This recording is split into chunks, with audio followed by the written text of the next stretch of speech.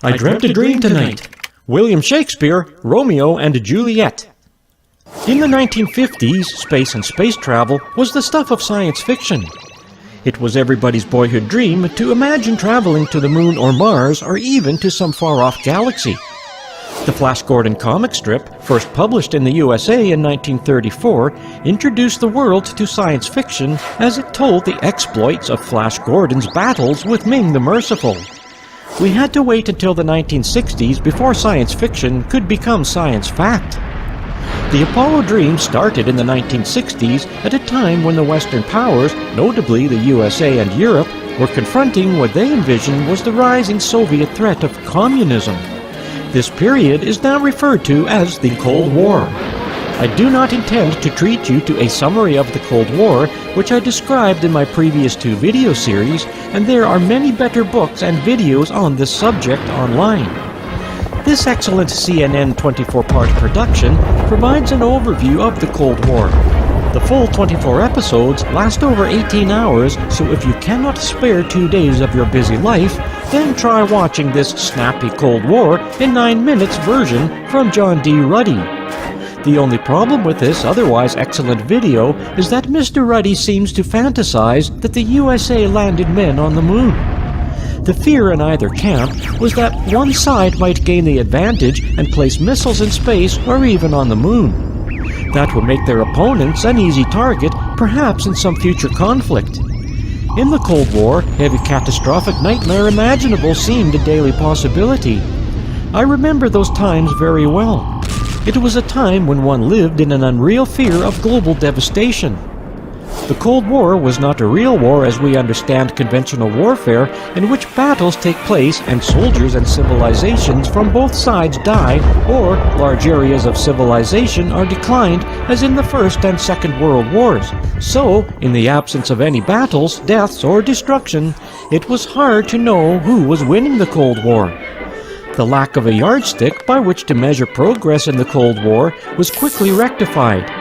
It became clear that progress could be judged by the proxy of the development of space technology.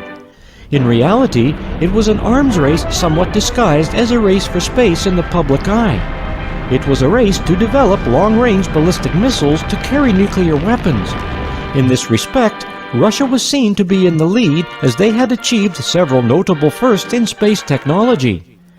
The first tangible evidence of progress came on October 4, 1957, when Russia announced that they successfully launched the first artificial satellite, Sputnik 1. This satellite was a small polished aluminum sphere just 24 inches in diameter, which circled the Earth in an elliptical orbit for 3 weeks when the batteries died.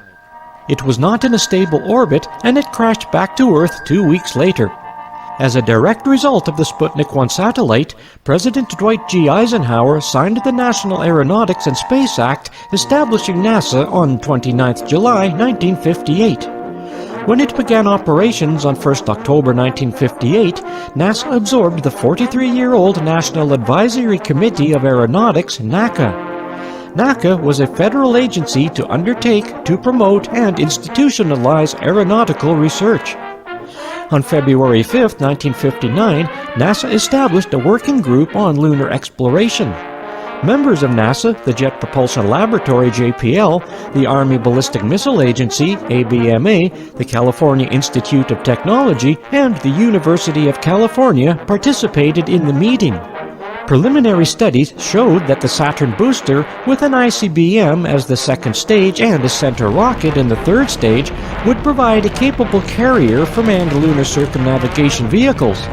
It would also have the ability to carry instrumented packages of about 1 ton to land softly on the lunar surface.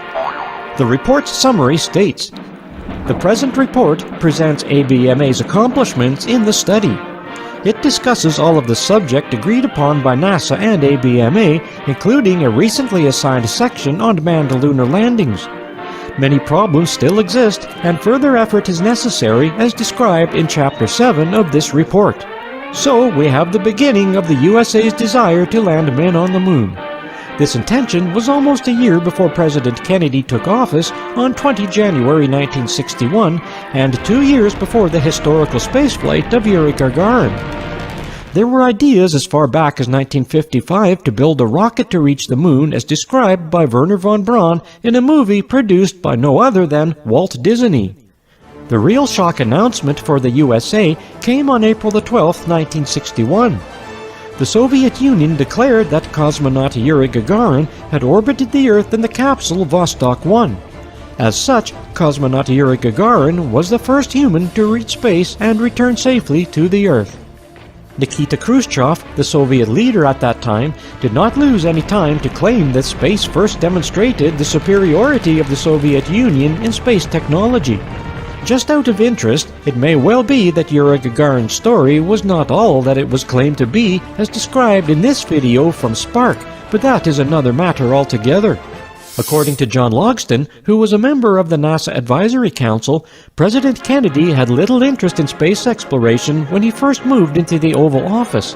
However, the Gagarin flight worried Kennedy, and 2 days after he called in his advisors to formulate some response.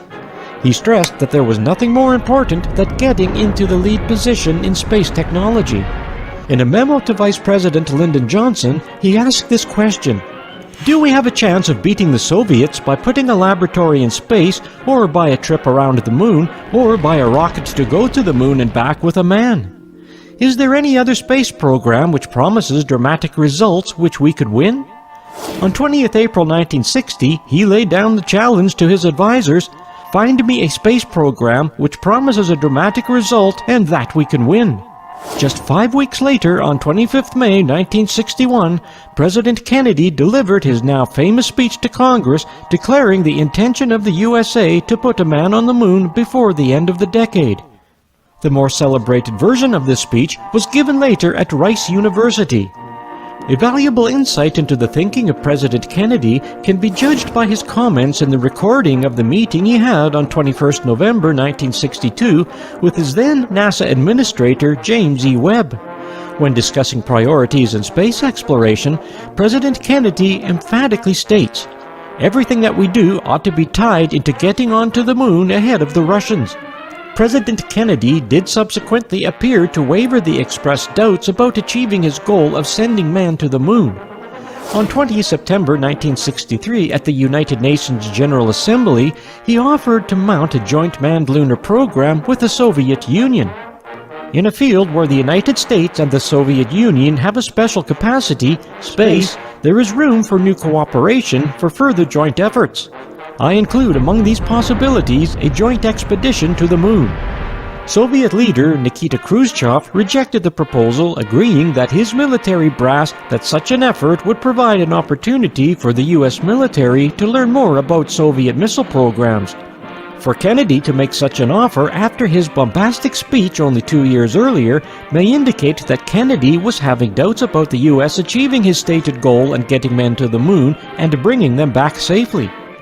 There was no question in the minds of the US military leaders that Project Apollo must be a total success. It could not be allowed to fail as American prestige was at stake. It would be achieved by fair means or foul. I believe that very early on, perhaps at the very beginning, a parallel Apollo simulation project was being considered to ensure that the project was seen to be successful and that the Americans would indeed land men on the moon and bring them back safely. Any such simulation project would need to be secretly organized by some clandestine organization working alongside but independent from NASA.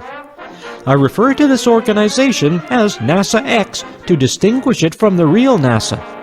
NASA X was probably set up and run by the Defense Intelligence Agency, DIA, perhaps assisted by the Central Intelligence Agency, CIA.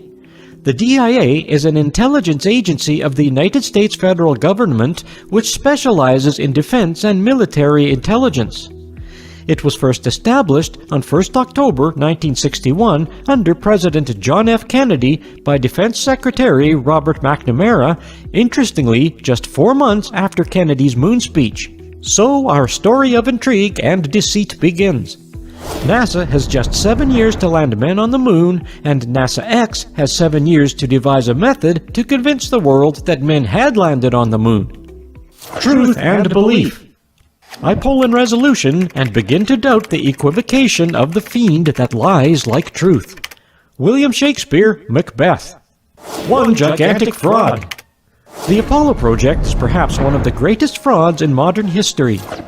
When it was perpetrated back in the 1960s, there were acceptable reasons for the deceit in a world precariously balanced on a nuclear knife edge when one wrong gesture or one careless move could have resulted in the devastation of immense proportions of humankind. It was a time when technological superiority ensured some measure of safety. As such, it was a benign lie with some credible purpose. As time passes, the deceit is no longer so benign. Perpetrated over 50 years, it has grave consequences for our future. It diminishes real technological advancement, it teaches falsehoods to our children, and encourages further deceit in space exploration. If you do not believe me, then witness some of the recent dubious videos supposedly from the International Space Station. The deceit was designed at a time when open access to information was minimal compared to what we have today. It was even more credible as it was played out in full view of the public gaze. Many elements of the missions were supposedly shown live on television. How honest can you get? Nothing was kept secret, as seemingly all was exposed for the scrutiny of the media. This openness was a crucial factor in convincing the world that the Apollo missions did land men on the moon. The deceit was successful at the time, and it has remained so for over 50 years, with the vast majority of the world's population still firmly convinced that it happened exactly as portrayed by NASA. I observe that many people who claim to believe that the Apollo missions were real, when questioned, know virtually nothing about the details of the alleged moon missions.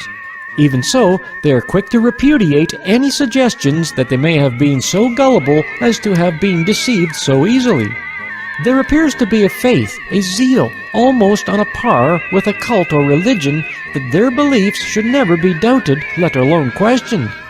This phenomenon was very eloquently summed up by the investigative journalist, the late Dave McGowan, when he stated, "And yet, despite the fact that it was a relatively benign lie, there is a tremendous reluctance among the American people to let go of the notion that we sent men to the moon.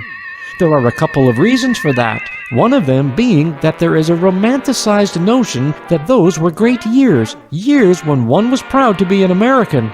And in this day and age, people need that kind of romanticized nostalgia to cling on."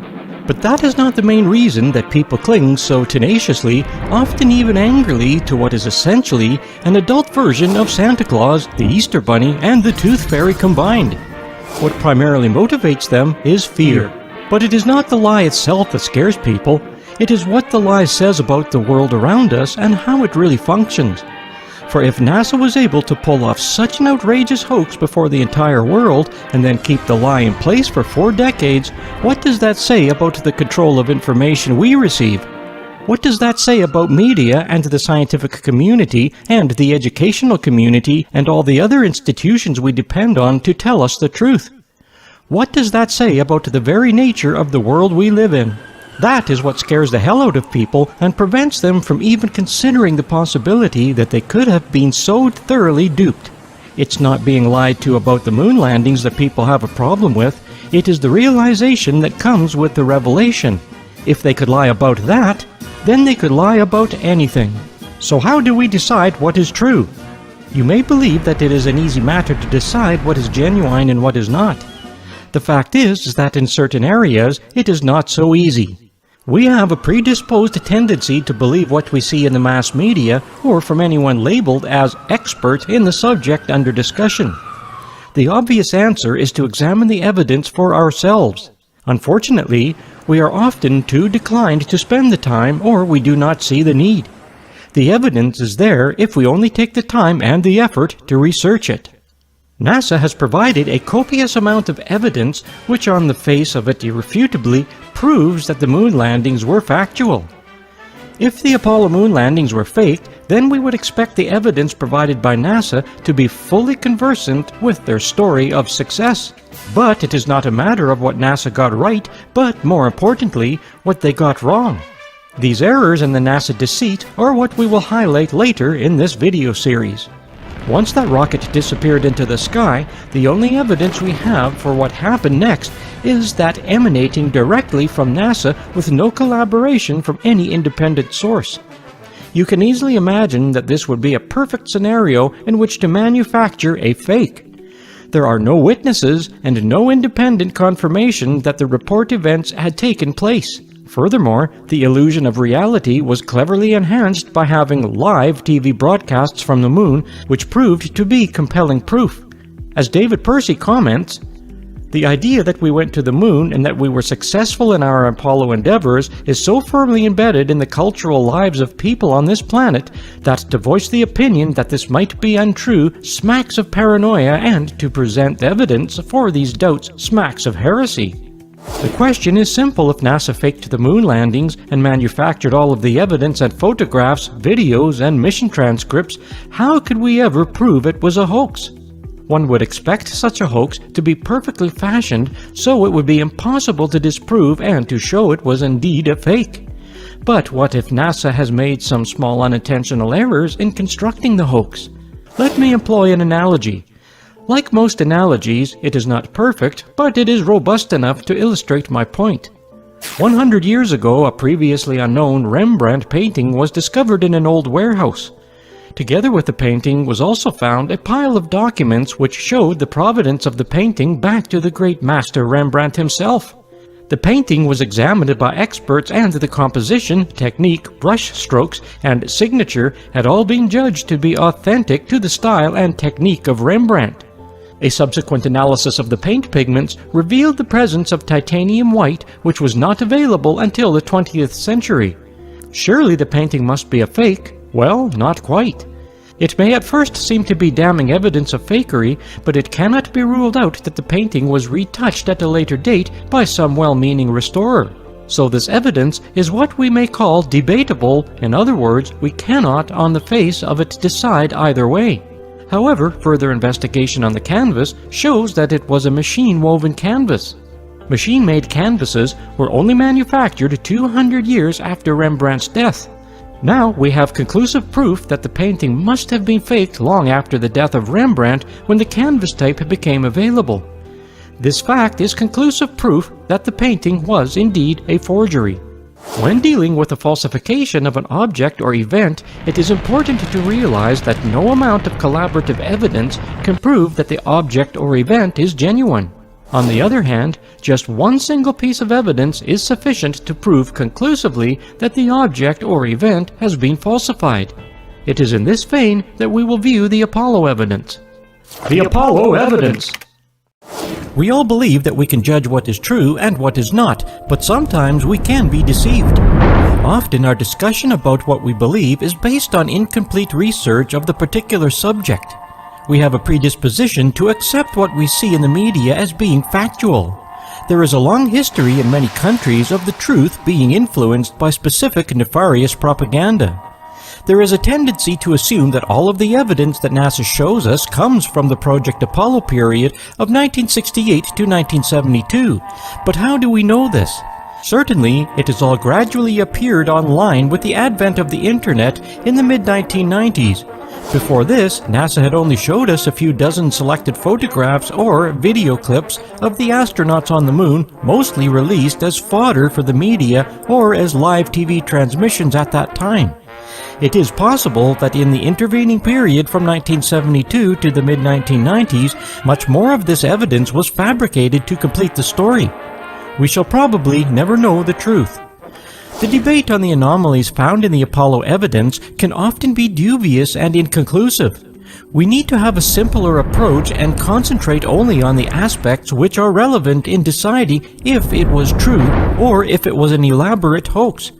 For simplicity, I have postulated 4 groups of evidence. For each group, I will provide some examples. I do this to put some order into the discussion. This approach will enhance the usefulness of various aspects of the debate. 1. Baseless concepts. In this group, I include all of the trivial nonsense often seen on the internet and in the mass media. The first obvious example is the Flat Earth Brigade, who, despite centuries of science, postulate that the Earth is not round, well, to be exact, an oblate spheroid, but completely flat. Their logic, therefore, is that rockets could not orbit a flat Earth and astronauts could never have reached the moon as described in the NASA story. In most versions of the flat Earth nonsense, the moon is also not even a planet, but some form of luminary, whatever that means.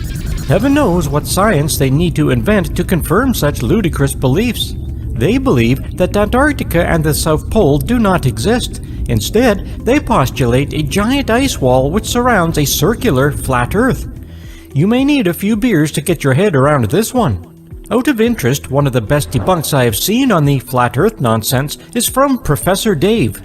I am suspicious that the recent increase of flat Earth believers have been purposefully introduced by certain clandestine elements within the US government, perhaps the DIA or CIA.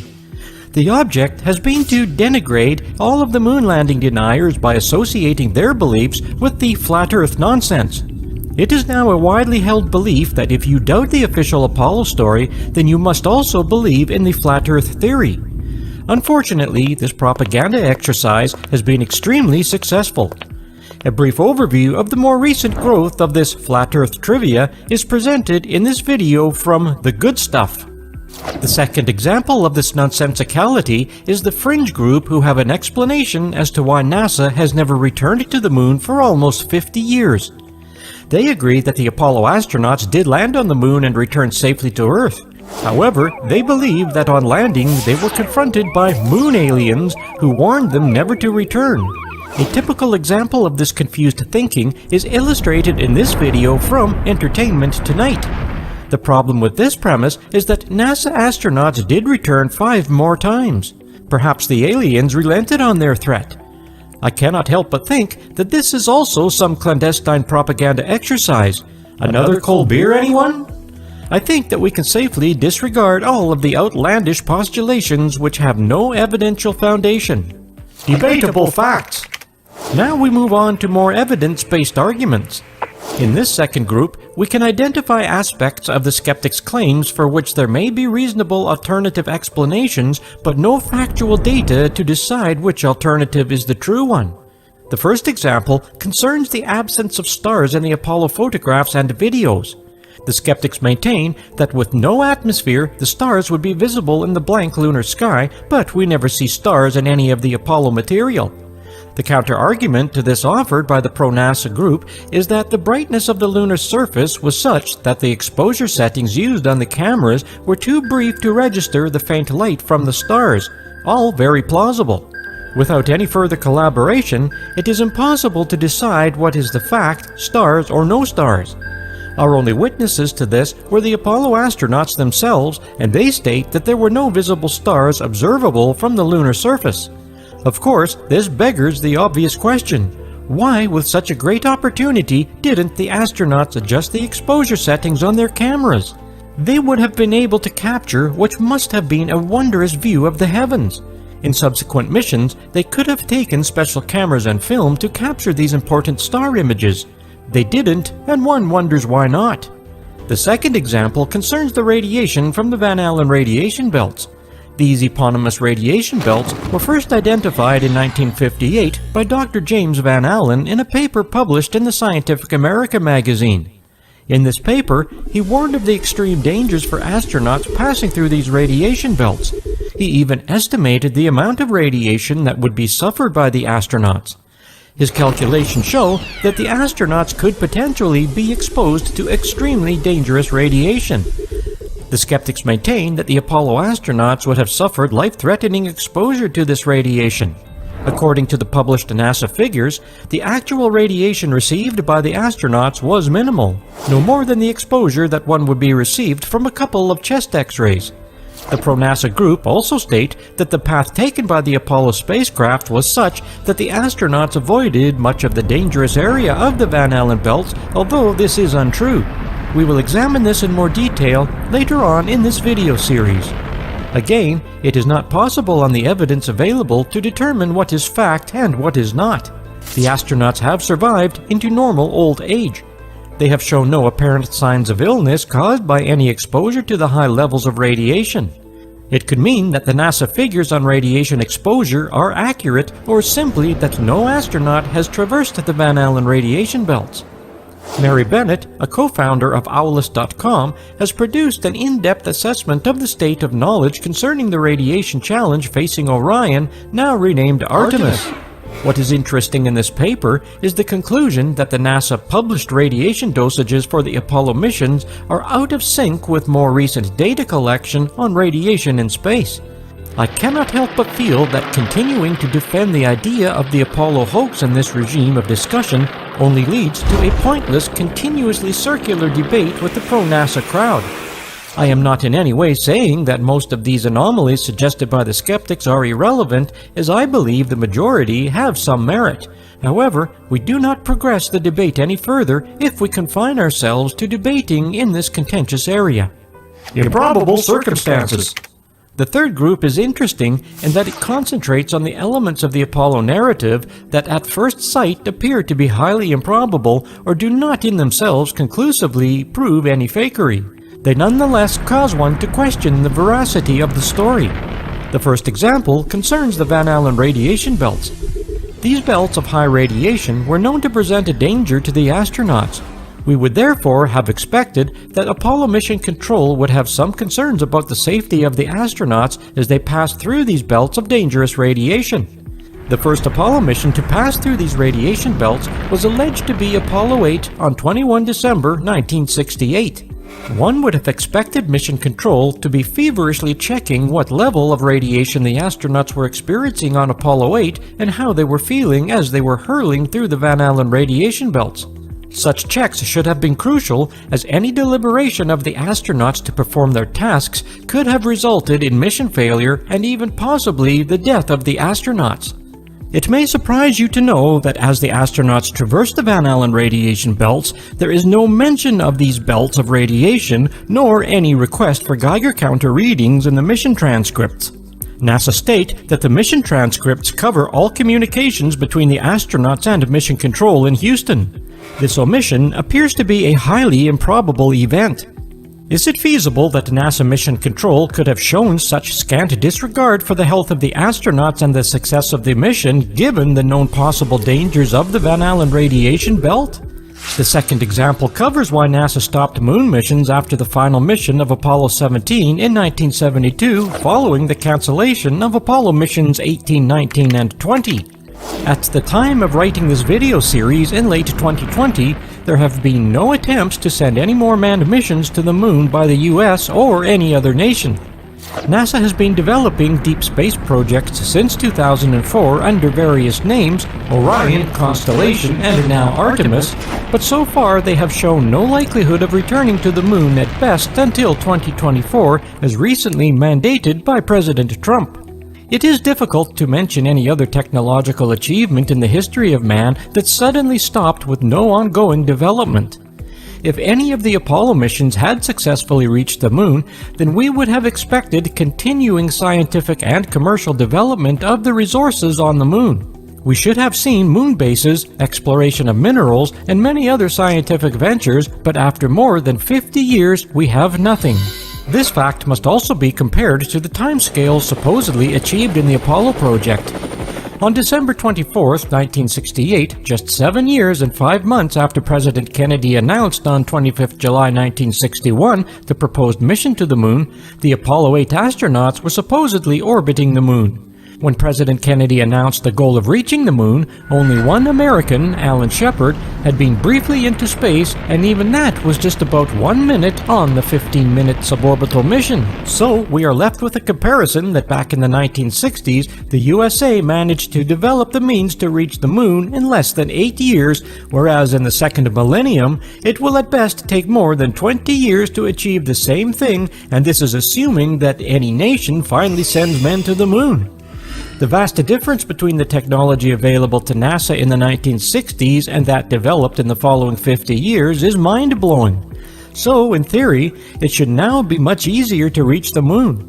What is most surprising is that NASA now sees the radiation in the Van Allen belts and the radiation beyond these belts as a primary cause for concern.